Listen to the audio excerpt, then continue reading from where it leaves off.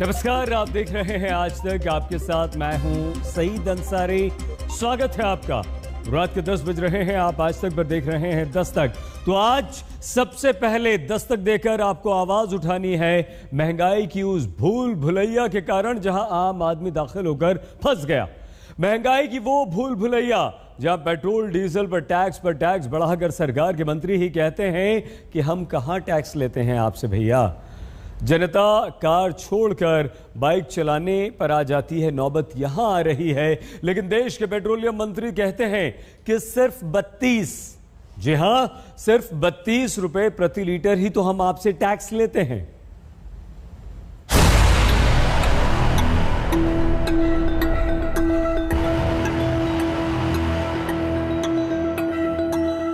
साल था 2013, सरकार थी यूपीए की, मुद्दा महंगाई का था। कांग्रेस सांसद राज बब्बर 12 रुपए में भरपेट खाने की दलील देकर महंगाई को खारिज कर रहे थे। मैं आज बंबई के अंदर शहर के अंदर शायद आप गए भी होंगे, यहां भी होता होगा, ऐसी बात नहीं है। बंबई में मैं आज भी 12 रुपए में पेट भर के खाना खा सकता हूं। नहीं सा वड़ा पाव नहीं, चावल इतना, दाल सांबर और उसके साथ में सब्जी के थोड़े थोड़े छौंके भी मिल जाते। साल है 2021, सरकार एनडीए की है, मुद्दा महंगाई का है। देश के पेट्रोलियम मंत्री कहते हैं केंद्र के टैक्स से थोड़े ना तेल महंगा हुआ। ऑयल प्राइसेस हाई है इसलिए नहीं कि हमने कोई टैक्स लगाया, हम सिर्फ 32 रुपए लेते हैं 1 लीटर का। इत्ते सिद्धम की महंगाई की भूल भुलैया में जनता को छोड़ने में हर सरकार एक जैसी है। तभी तो यूपीए राज में राज बब्बर 12 रुपए में भरपेट खाना खिलाकर गरीब की थाली का मजाक उड़ाते थे। और अब एनडीए राज में 100 रुपए पार पेट्रोल डीजल भराती जनता के जख्मों पर पेट्रोलियम मंत्री सिर्फ 32 रुपए का टैक्स बताकर नमक छिड़कते हैं। ऑयल प्राइसेस हाई है इसलिए नहीं कि हमने कोई टैक्स लगाया, हम सिर्फ 32 रुपए लेते हैं 1 लीटर का। सिर्फ 32 रुपए लेते हैं 1 लीटर का। मतलब 1 लीटर पर 32 रुपए का टैक्स जनता से लेकर भी उसे सिर्फ 32 रुपए बताकर पेट्रोलियम मंत्री हरदीप पुरी क्या जनता से धन्यवाद कहलवाना चाहते हैं कि थैंक यू मंत्री जी, आप सिर्फ 32 रुपए का टैक्स 1 लीटर पर ले रहे हैं। बात तो तब बनती है ना कोई हमने टैक्स रेज किया हो। Thank you very much.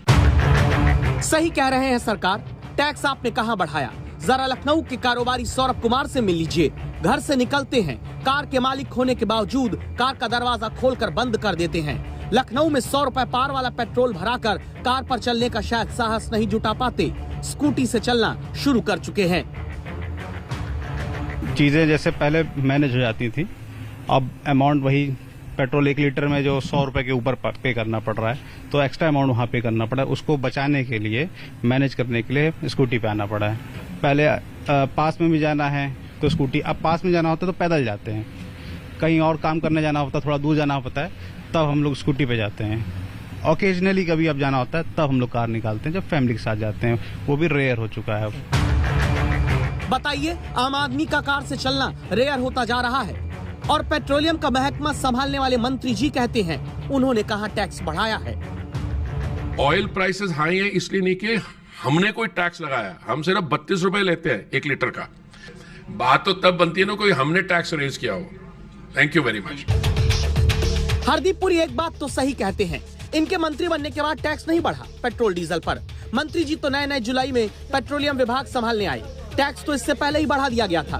कितना याद दिलाते हैं, मार्च 2014 में पेट्रोल पर केंद्र की एक्साइज ड्यूटी 10 रुपए 38 पैसे प्रति लीटर हुआ करती थी, जो एनडीए के राज में कई बार बढ़ाकर अब 32 रुपए 98 पैसे प्रति लीटर हो चुकी है। 200% ज्यादा एक्साइज ड्यूटी है पेट्रोल पर मार्च 2014 के मुकाबले, सिर्फ 32 रुपए नहीं।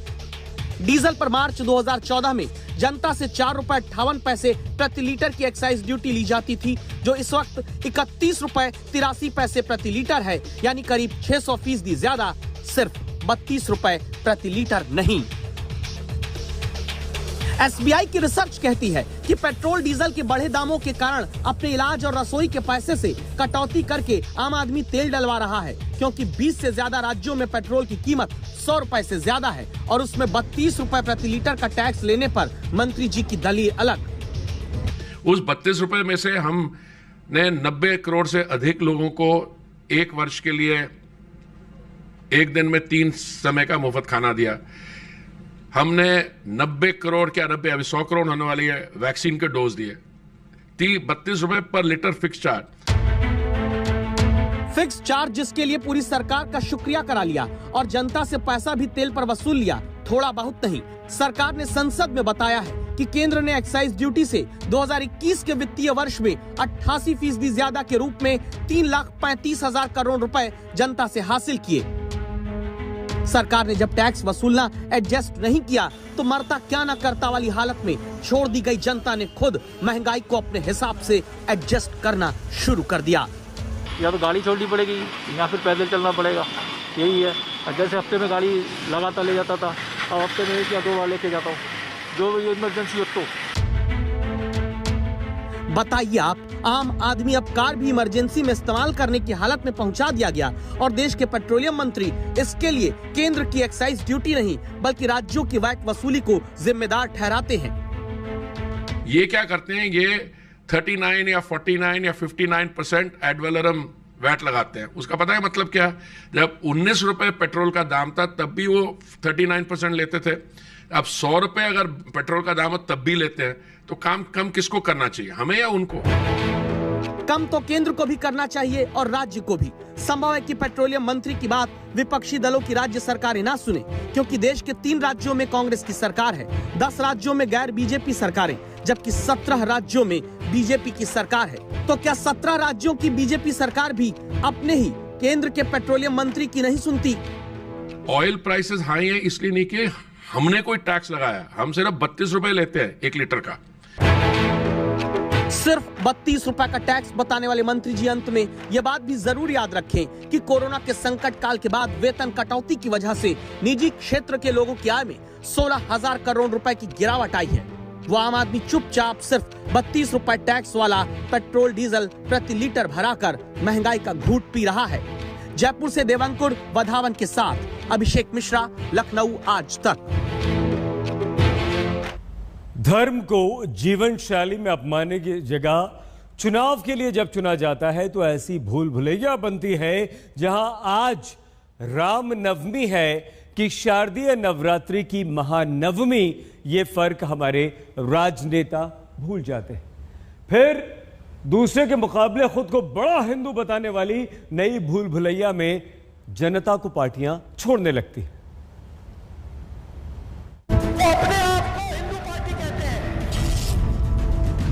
मैं भी पूजा पाठ करता हूँ, मैं भी भजन सुनता हूँ। एक चुनावी हिंदू है जिनको केवल चुनाव में हिंदू धर्म याद आता है। तो ये तो सच है कि हम असली हिंदू हैं। माँ गंगा को धोखा दे दिया।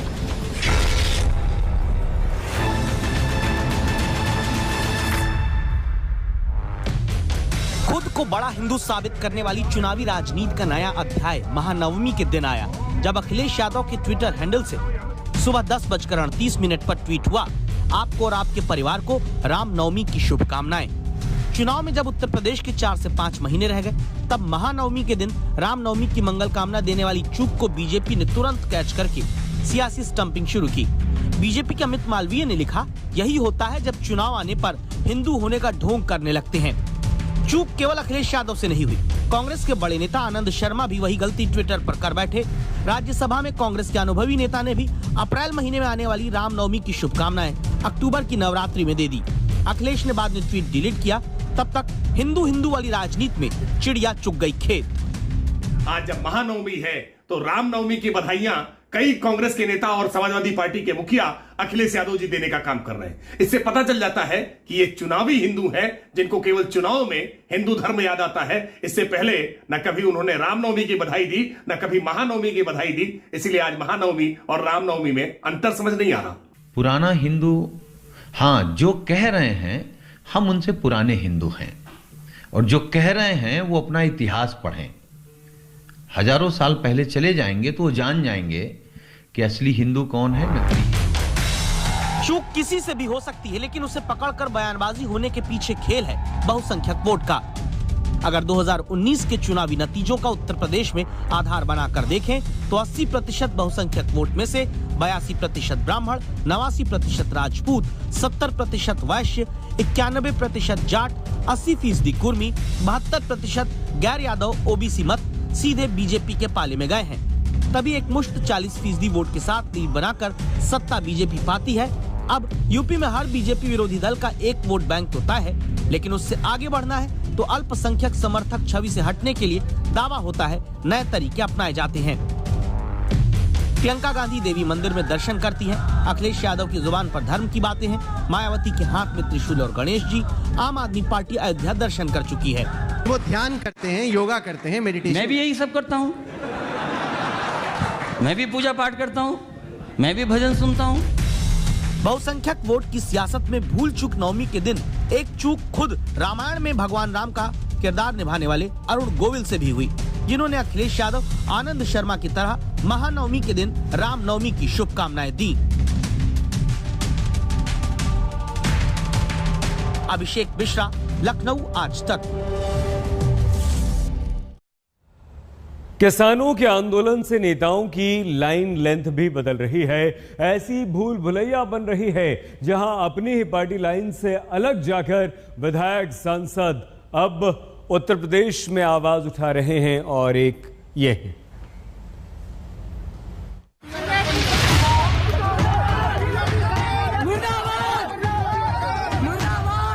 ये उत्तर प्रदेश का रामपुर है, जहां गांव में माथा टेकने आए राज्य मंत्री बलदेव औलख को किसानों के विरोध का सामना करना पड़ा।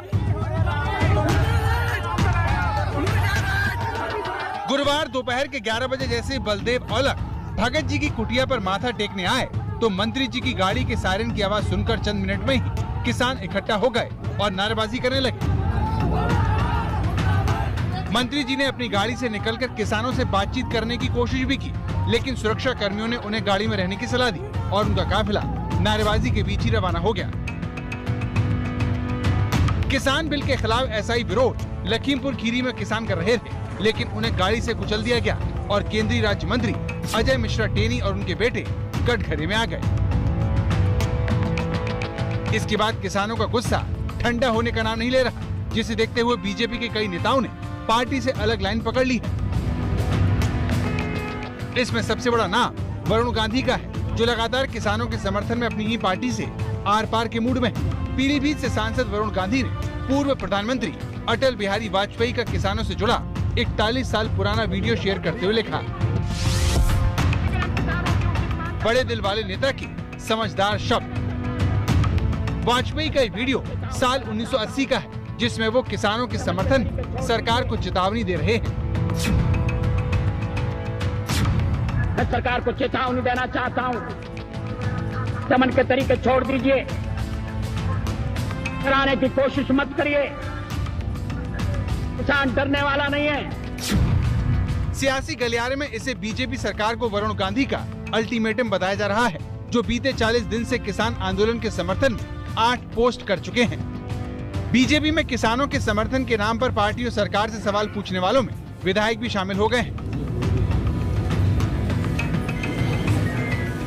ये लखीमपुर खीरी के गोला से विधायक अरविंद गिरी हैं, जो 100 से ज्यादा किसानों के साथ लखीमपुर की कलेक्ट्रेट में डीएम दफ्तर के बाहर मौन धरने पर बैठ गए। डीएम को लिखे गए पत्र में भाजपा विधायक ने कहा कि पिछले साल भी धान को लेकर किसानों का दोहन हुआ था, इस बार भी धान की खरीद सही समय पर शुरू न होने से किसान परेशान हैं। किसानों की धान खरीद की समस्याओं को लेकर जो है विधायक जी बैठे हुए हैं, क्योंकि धान की खरीद हो नहीं पा रही है, सेंटर लगभग काम नहीं कर पा रहे हैं। इसी और किसानों की पेमेंट्स की समस्या को लेकर विधायक जी जो है आज जिलाधिकारी महोदय के कार्यालय पर धरना दे रहे हैं। लखीमपुर खीरी में बीजेपी विधायक जब डीएम ऑफिस में मौन धरना दे रहे थे, तब एसआईटी घटना को रिक्रिएट करने की कोशिश कर रही थी। आप देख सकते हैं, आप गाड़ियां यहाँ पर जो है निकल चुकी हैं और स्पीड गाड़ियों की देखिए, यहाँ पर काले झंडे किनारे सबसे आगे पुलिस की जीप, एक तेज स्पीड से चलती हुई गाड़ियां। हालांकि जो स्पीड उस दिन थी वो ज्यादा तेज थी, पर इस वक्त स्पीड थोड़ी कम रखी गई है। पर देखने का प्रयास किया गया है एक तरह से कि आखिर उस दिन क्या हुआ था। पिछले 1.5 घंटे से लगातार क्राइम सीन रिक्रिएट किया जा रहा है और ये तस्वीरें आप देख रहे हैं, काले झंडे, पहले पुतले काले रंग के रखे गए और अब काले झंडे लिए लोग खड़े हैं और एक बार फिर से यहाँ पर गाड़ी को रोका गया है और अब ऐसा लगता है कि पीछे फिर से गाड़ी बैक करेंगे और तेज स्पीड से आगे ला सकते हैं। आगे जीप है, पीछे 2 SUV नजर आ रही हैं जो यहाँ से हम लोग को दिख पा रहा है और ये वही स्पॉट है जो मैं बार बार बता रहा हूँ, तिकोनिया का। 3 कृषि कानूनों का विरोध कर रहे किसानों को लखीमपुर खीरी की घटना ने रोष से भर दिया है। ऐसे में बीजेपी के सामने चुनावी साल में किसानों को साधना सबसे बड़ी चुनौती बन गया है। समर्थ श्रीवास्तव, लखीमपुर खीरी, आज तक। नेताओं के वोट के लिए वादे भी एक भूल भुलैया होते हैं जिसमें आप और हम यानी कि जनता फंसती है तो 5 साल तक फंसी ही रहती है। पंजाब में 10 साल से नौकरी के लिए संघर्ष करने को भटकाए गए नौजवानों के अधिकार की दस्तक आज आप दीजिए।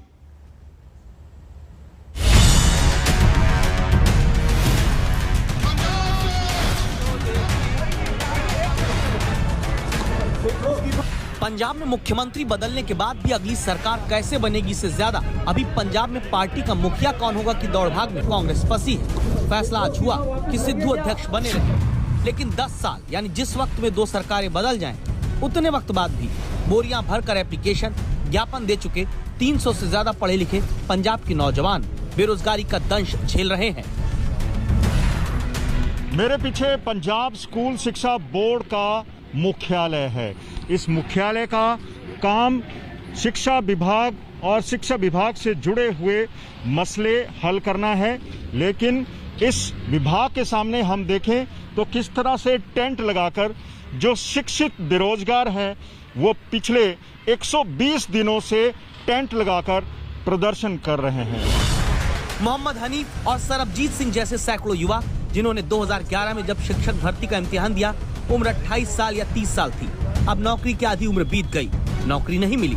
10 साल पहले के एग्जाम में नतीजा आया तो पता चला शिक्षा विभाग से गड़बड़ी हुई। गलत जवाब देकर अंक पाने वाले भर्ती कर दिए गए, सही जवाब वाले बेरोजगार बनाकर 10 साल से लटकाए जा रहे हैं। मैं एक क्वेश्चन ऐसा था कि सर्कल का कुल क्षेत्रफल कितना होता है। इन्होंने ऑप्शन जो इन्होंने सही की, कुल मिला के 373 वाले को सही माना उन्होंने, जबकि 360 वाला सही होता है। इनके नजदीक 373 सही है, 360 गलत है। पंजाब का मुख्यमंत्री कौन होगा, अध्यक्ष पार्टी का कौन बनेगा, ये चंडीगढ़ से दिल्ली तक दौड़कर पार्टी तय कर लेती है। लेकिन उसी पार्टी की सरकार 4 सवालों के गलत जवाब के खिलाफ अदालत से आए निर्देश भी नहीं मानती। हाईकोर्ट ने 2017 में कहा सभी परीक्षार्थियों को नौकरी दो, पंजाब सरकार ने नहीं सुनी। 27 नवंबर 2020 के फैसले में एक बार फिर सरकार को फटकार लगाते हुए अदालत ने 310 प्रभावित बेरोजगारों को नौकरी देने की हिदायत दी। 1 साल और बीत गया, पंजाब सरकार ने नौकरी नहीं दी। 2017 में कैप्टन अमरिंदर सिंह ने लोगों से ये वायदा करके सरकार बनाई थी, वोट्स लिए थे कि हर घर के एक बेरोजगार सदस्य को रोजगार दिया जाएगा। रोजगार नहीं मिला, बेरोजगार सड़कों पर भटक रहे हैं। देखो, हमारे बच्चे हैं, उनको जॉब्स की जरूरत है और जो भी पॉजिटिवली हो सकता है वो मैं करूंगा। 120 दिन से चलते इस प्रदर्शन में जब युवा नहीं आ पाते तो उनके घर वाले आते हैं, फाइलें दिखाते हैं, पूछते हैं कि सरकार कब रोजगार देने का इंसाफ करेगी। 300 परिवारों की जिंदगी का इन्होंने नुकसान कर दिया। 300 परिवार का फ्यूचर इन्होंने बर्बाद करके रख दिया। कौन जिम्मेवार इनका? पंजाब वो राज्य है जहां 15% ग्रेजुएट बेरोजगार है, जहां 14% उच्च शिक्षित भी नौकरी नहीं पा रहे। कारण कई है, उन्हीं में से एक है रोजगार के वादे को सिर्फ वोट का उल्लू सीधा करने वाला औजार बनाना। मनजीत सहगल, मोहाली, आज तक। दस्तक में समय हुआ एक छोटे से ब्रेक का। आगे बात शाहरुख के बेटे की, जिसके आने वाले दिन बहुत मुश्किल से बीतने वाले हैं। स्वागत एक बार फिर से आपका दस्तक में। आपके साथ मैं हूं सईद अंसारी। बेटे के घर वापसी की शाहरुख खान की मन्नत आज अधूरी रह गई। आर्यन पर निर्णय अब 20 तारीख को आएगा। आज मुंबई की स्पेशल एनडीपीएस अदालत ने इस मामले की सुनवाई के बाद अपना निर्णय सुरक्षित रख लिया है, जिसने यह तय कर दिया कि शाहरुख का बेटा आर्यन अगले 6 दिन मुंबई की सबसे बड़ी जेल में रहेगा, वहीं पर काटेगा। आर्यन आर्थर रोड जेल में कैदी नंबर N956 बनाया गया है। तो आर्यन जेल में अगले 6 दिन क्या करेगा? आर्यन कैसे रहेगा जेल में? आर्यन को विशेष सुविधाएं बिल्कुल नहीं मिलेंगी। 6 दिन तक तो वो जेल में रहेगा। आर्यन को जेल में बंदी नंबर 956 N956 की वर्दी दी गई है, यानी कि आर्यन कहलाया जाएगा कैदी नंबर N956।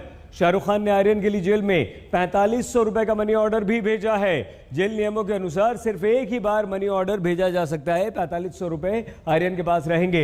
आर्यन को समान आरोपियों वाली बैरक में रखा गया है, यानी कि इस तरह के जो क्राइम किए हैं, जिस तरह का आर्यन ने किया है ड्रग्स वाला, और सुरक्षा कारणों से बैरक का नंबर नहीं बताया गया। जाहिर सी बात है थोड़ी सुरक्षा भी होनी चाहिए। सुबह 6 बजे उठना होगा, शाम 7 बजे नाश्ता करना होगा, 11 बजे लंच करना होगा, लंच के बाद टहलने के लिए आधा घंटा मिलेगा। ये सारी चीजें यहां पर होंगी। और दोपहर 3:30 बजे चाय मिलेगी, शाम 7 बजे खाना मिलेगा। उसके बाद कुछ नहीं, ना आप खा सकते हैं ना पी सकते हैं। 7 बजे के बाद आपको सो जाना होगा। तो कुल मिलाकर आर्यन खान के लिए अगले 6 दिन बहुत कष्टकारी सिद्ध होने वाले हैं। शाहरुख खान के लिए एक एक पल दर्द में बीतेगा। बेटा जेल में है, जमानत मिल नहीं रही, और अगले 6 दिन वो जेल में ही रहेगा। और बेटे के घर लौटने की शाहरुख की मन्नत एक बार फिर अधूरी रह गई। किंग खान के बेटे आर्यन को फिलहाल जेल में ही रहना होगा। मुंबई के स्पेशल एनडीपीएस कोर्ट ने इस मामले की सुनवाई के बाद फैसला सुरक्षित रख लिया, जिसके बाद शाहरुख के घर में सन्नाटा छा गया। अदालत ने इस मामले की अगली सुनवाई के लिए 20 अक्टूबर की तारीख तय की है। आर्यन के साथ अरबाज मर्चेंट और मुनमुन धमीचा को भी 20 तारीख तक जेल में ही रहना होगा। डिफेंस से तो यही उन लोग कह रहे थे कि कंजम्पशन के लिए है, जो ऑफेंसेस लगाए गए हैं वो सिर्फ कंजम्पशन के लिए है, और ये ना ही सेल के लिए था, ना ही 27A लगाया गया, इसलिए पनिशमेंट सिर्फ 1 ईयर का आ जाता है। दूसरी बात वो ये कह रहे थे कि मोबाइल फोन्स रिकवर किए नहीं हैं as per the panchnama records. तो व्हाट्सएप मैसेजेस का बात कैसे, मतलब व्हाट्सएप मैसेजेस पे सवाल उठाए गए थे। एएसजी ने on answering to these questions उन्होंने ये कहा कि ये 20 जन को हम एक साथ ही देखना एक साथ we should look into them together, और एक जन के ऊपर एक जन को हम अलग नहीं कर सकते या 2 जन को हम अलग नहीं कर सकते, वो 20 जन, और इसलिए उन लोग कॉन्स्पिरेसी निकाल रहे थे उस बारे में। बेटे को बचाने के लिए शाहरुख खान ने बड़े से बड़े वकील खड़े कर दिए थे, लेकिन फिर भी वो आर्यन को जेल से बाहर नहीं निकाल सके। अब आर्यन को जेल के नियमों के हिसाब से चलना होगा और वो जिंदगी जीनी होगी जो बाहर की दुनिया से बिल्कुल अलग है। सुरक्षा वजहों से इस मामले के सभी आरोपियों को आर्थर रोड जेल की अलग अलग बैरकों में रखा गया है। गुरुवार को आर्यन खान को क्वारंटाइन सेल से शिफ्ट करके कॉमन सेल में ट्रांसफर कर दिया गया। ऐसा करने के बाद आर्यन को घर से आने वाले बिस्कुट और मिनरल वाटर पर रोक लग गई। जेल सूत्रों के मुताबिक आर्यन को नियमों के मुताबिक जेल में ही बना खाना दिया जा रहा है, बाहर से किसी भी तरह के खाने पर रोक है। फिलहाल आर्यन को कैदियों के कपड़े नहीं दिए गए हैं, वो अभी घर के कपड़े ही पहनकर जेल में है। क्वारंटीन सेल से कॉमन सेल में शिफ्ट होने की वजह से आर्यन को अब जेल का रूटीन फॉलो करना होगा, जिसके तहत उन्हें सुबह 6 बजे उठना होगा, 7 बजे ब्रेकफास्ट, 11 बजे लंच और शाम 6 बजे नाश्ता और खाना दोनों करना होगा। सिर्फ शाम को ही वो जेल के ओपन एरिया में घूम सकेंगे, क्योंकि शाम 6 बजे से सुबह 6 बजे तक जेल की बैरक बंद कर दी जाती है। सुपरस्टार शाहरुख खान के बेटे आर्यन खान की मुश्किलें बढ़ चुकी है। अब अगले 5 दिन मिनिमम उनको मुंबई के आर्थर रोड जेल में ही रहना पड़ेगा। आर्थर रोड जेल के सोर्सेज से जब हमने बात की तो उन्होंने हमसे कहा कि आर्यन खान काफी ज्यादा डिस्टर्ब और टेंस लग रहे हैं, वो यहाँ पर पूरी तरीके से कंफर्टेबल नहीं है। जेल के सोर्सेज हमें बता रहे हैं क्योंकि वो पहले कभी जेल नहीं आए, तो कोई भी व्यक्ति जब जेल में पहली बार आता है तो उनको ये सारी तकलीफें से गुजरना पड़ता ही है। इस तरह बॉलीवुड के बादशाह के बेटे को एक ऐसी जिंदगी जीनी होगी जिसके बारे में उन्होंने सपने में भी नहीं सोचा होगा। शायद यही बात है जो एक पिता के तौर पर शाहरुख खान को खाए जा रही होगी। 2 अक्टूबर को आर्यन क्रूज शिप में ड्रग्स पार्टी के दौरान पकड़े गए थे। 3 अक्टूबर को उन्हें कोर्ट में पेश किया गया, जहां से उन्हें 1 दिन की एनसीबी रिमांड पर भेजा गया। 4 अक्टूबर को उनकी दोबारा पेशी हुई, जिसमें रिमांड 3 दिन और बढ़ा दी गई। 7 अक्टूबर को वो तीसरी बार कोर्ट में पेश हुए, जिसके बाद उन्हें 14 दिन के लिए जेल भेज दिया गया। 8 अक्टूबर को मजिस्ट्रेट कोर्ट में उनकी जमानत पर सुनवाई हुई, लेकिन याचिका खारिज हो गई। 11 अक्टूबर को सेशंस कोर्ट में जमानत की अर्जी डाली गई, लेकिन सुनवाई नहीं हो पाई। 13 अक्टूबर को भी एएसजी की दलीलों के बाद कोर्ट ने आर्यन की जमानत पर सुनवाई टाल दी और अब अदालत ने इस मामले की अगली सुनवाई के लिए 20 अक्टूबर की तारीख तय की है। पिछले 12 दिन से सुपरस्टार शाहरुख खान के बेटे आर्यन ड्रग्स की वजह से कानून की भूलभुलैया के शिकार हैं। पेशी पर पेशी हो रही है, लेकिन रिहाई का रास्ता अभी तक दिखाई नहीं दे रहा।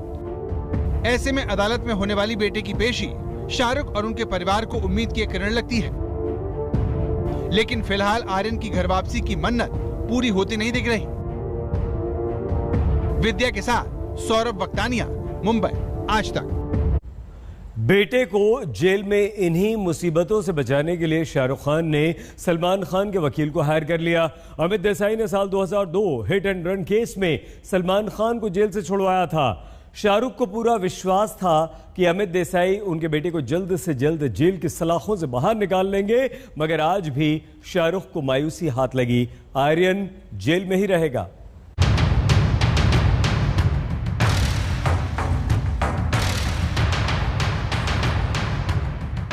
बुधवार को जिस तरह से शाहरुख खान की मैनेजर और सिक्योरिटी गार्ड अदालत पहुंचे, सभी को लगा कि हो सकता है कि 11 दिन बाद आर्यन को जमानत मिल जाए, लेकिन ऐसा नहीं हुआ और अब ये मामला 20 तारीख तक लटक गया है।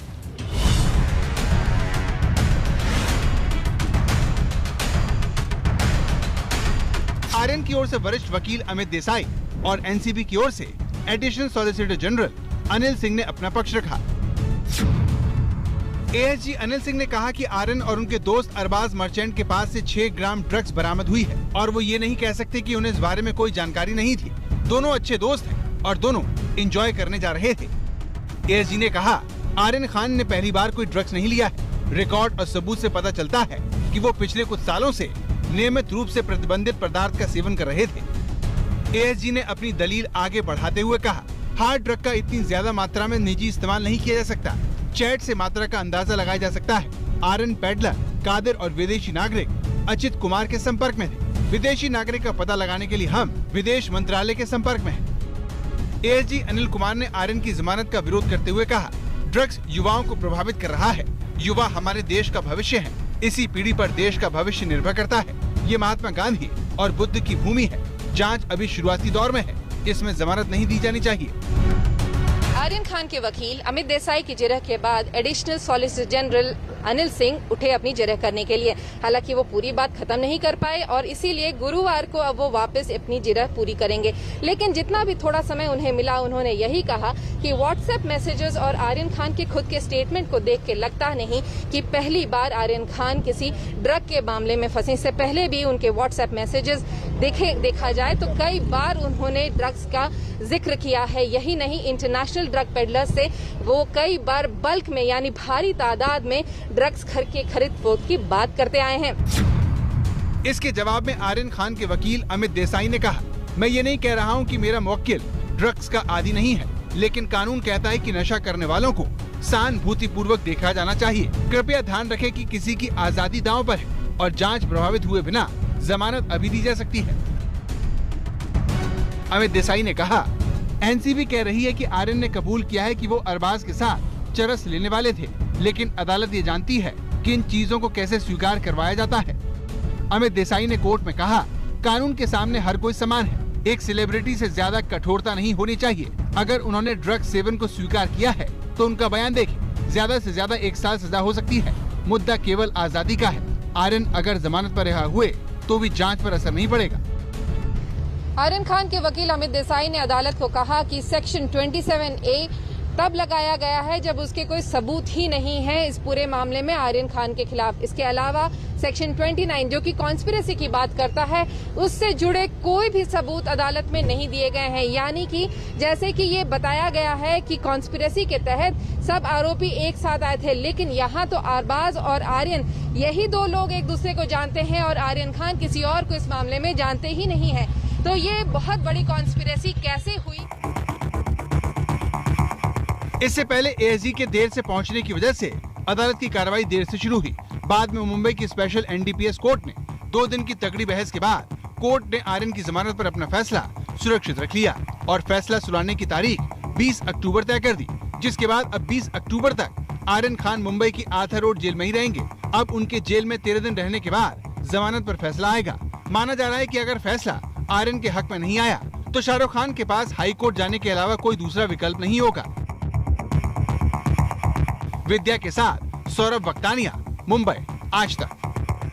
बहुत छोटा सा ब्रेक, होते हाजिर, आप देखते रहिए आज तक।